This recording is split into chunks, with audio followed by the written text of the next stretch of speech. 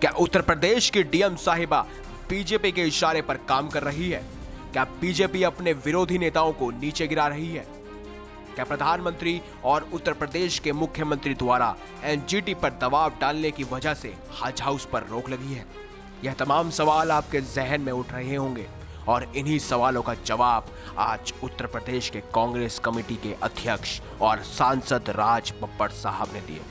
दरअसल सांसद राज बब्बर उत्तर प्रदेश की डीएम साहिबा के दफ्तर पहुंचे, जहां उन्हें ना पाकर लगातार उनसे बातचीत करने के कड़े प्रयास किए गए, मगर आखिर में डीएम साहिबा से ना मिल पाने के बाद सांसद राज बब्बर मीडिया से रूबरू हुए, जहां उन्होंने श्री श्री रविशंकर यमुना तट पर आयोजित विश्व संस्कृत उत्सव का हवाला देते हुए हज हाउस विवाद से उसे जोड़कर बीजेपी को आईना दिखाना शुरू किया। साथ ही साथ उन्होंने उत्तर प्रदेश के मुख्यमंत्री और प्रधानमंत्री पर सीधे निशाना साधते हुए कहा कि बीजेपी द्वारा इसे एक धार्मिक मुद्दा बनाने की कोशिश की जा रही है। सांसद राज बब्बर ने कहा कि उत्तर प्रदेश में खुली तानाशाही है और लोकतंत्र की हत्या की जा रही है। उन्होंने कहा कि पूरा का पूरा प्रशासन और प्रशासनिक अधिकारी सत्ताधारी राजनीतिक दल के इशारे पर नाच रहे हैं। अगर कोई भी चुना हुआ व्यक्ति उनसे टाइम के लिए कहता है, उनसे टाइम मांगता नहीं है, इन्फॉर्म करता है। उनका फर्ज बनता था कि यहाँ पर रहें, वो नहीं है।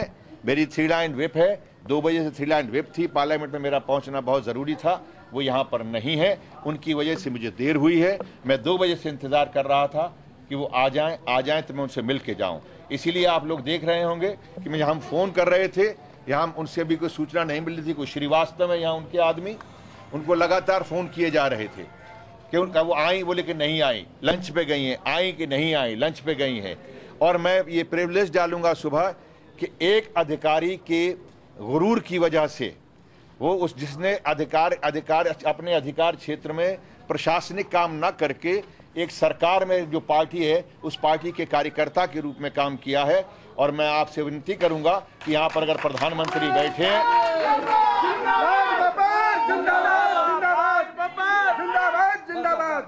और मैं हाउस में ये गुजारिश करूंगा कि प्रधानमंत्री महोदय आप अपने प्रदेश के मुख्यमंत्री को इस बात का आदेश दें कि यहाँ के उन पुलिस अधिकारियों को, यहाँ के डीएम को, उन तमाम अधिकारियों को पदोन्नति करें जिन्होंने प्रधानमंत्री महोदय आपकी 3 बातें मानी हैं।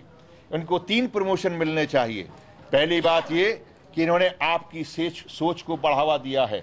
किसी भी मानवीय, किसी अमानवीय घटना को, किसी भी लोकतांत्रिक घटना को इन्होंने हिंदू मुसलमान बनाने की कोशिश की है, इसलिए आपकी सोच के प्रति अनुकूल इन्होंने काम किया है।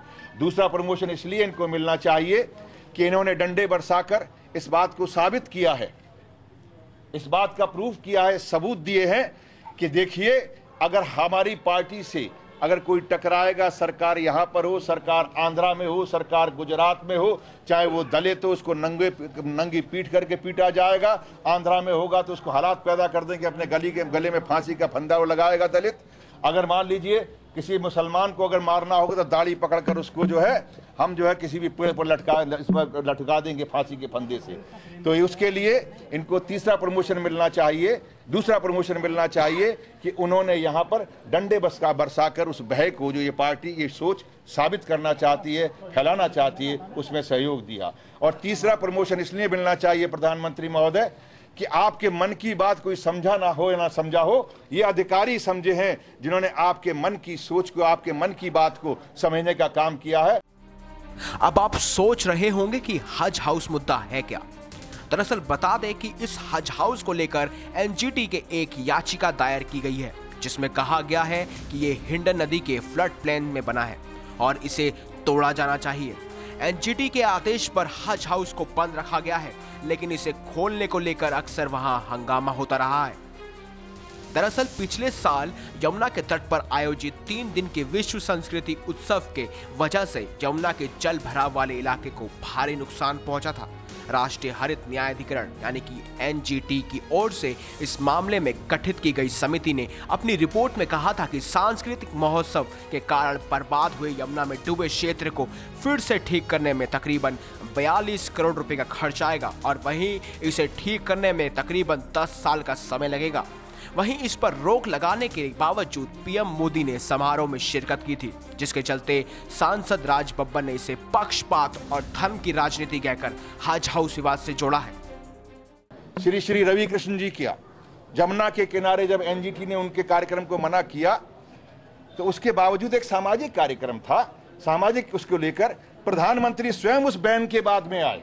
एनजीटी का बैन लग गया था लेकिन फिर भी प्रधानमंत्री जी उस कार्यक्रम में शामिल हुए। लेकिन श्री रवि कृष्ण जी वो धर्म के नहीं सामाजिक काम कर रहे थे हमारी नज़र में। हमने तो विरोध नहीं किया, लेकिन लोगों ने शायद ये समझा होगा कि वो एक धर्म है, इसलिए यहाँ की जो व्यवस्था, यहाँ के जो है कार्यकर्ता, प्रशासनिक कार्यकर्ता जो हैं या प्रशासनिक अधिकारी जो हैं, उन्होंने उनको किसी और समुदाय का समझा, श्री रवि कृष्ण जी को, और यहाँ पर जो ये लोग जो हज हाउस की बात कर रहे थे इनको किसी और समुदाय का समझा। तो मुझे बड़ी खुशी है कि इनको प्रमोशन किया जाए, और मैं नहीं हूँ, इनसे नहीं मिला, मैं तो बधाई देता हूँ उनको। आखिर सांसद राज बब्बर को डीएम के दफ्तर क्यों जाना पड़ा? दरअसल गाजियाबाद में हिंडन नदी के किनारे बने हज हाउस के बाहर चल रहा शांतिपूर्ण अनशन सोमवार को हिंसक हो उठा। अचानक से प्रदर्शनकारियों की तादाद बढ़ गई। बड़ी पार्टी के नेता भी मौके पर पहुंच गए। फिर भीड़ ने ट्रैफिक इंस्पेक्टर की गाड़ी तोड़ दी और पुलिस टीम पर पथराव कर दिया। इसमें एक महिला कांस्टेबल घायल हो गई। फिलहाल हज हाउस के बाहर भारी पुलिस का बल तैनात है। किसी को भी अब यहां अनशन की अनुमति नहीं है।